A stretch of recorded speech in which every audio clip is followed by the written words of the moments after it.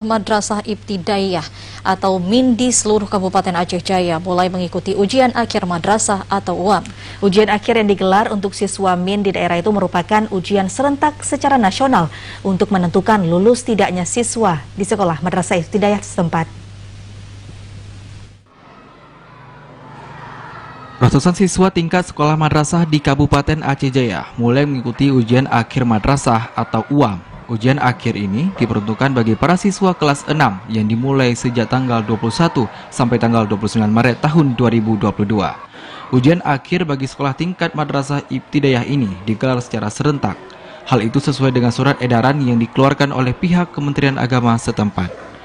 Seperti di sekolah Madrasah Ibtidaiyah Negeri 9 Aceh Jaya, di mana puluhan siswa kelas 6 di sekolah itu mengikuti ujian akhir semester yang dimulai hari ini hingga minggu depan.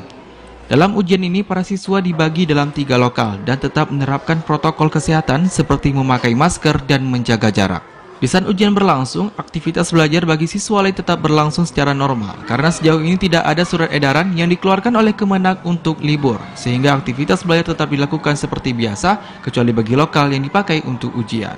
Kepala Sekolah MIN 3 Aceh Jaya, Halimah, mengungkapkan dalam ujian akhir ini bagi siswa kelas 6 tidak dilaksanakan berbasis komputer. Hal itu dikarenakan keterbatasan perangkat seperti komputer yang ada di sekolah.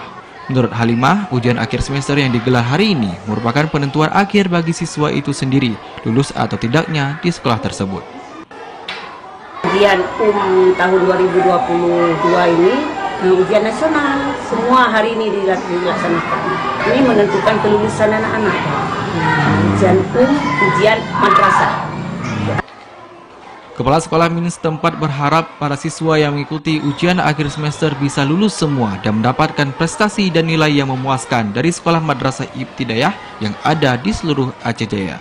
Dari Aceh Jaya, Musliadi, TVRI melaporkan.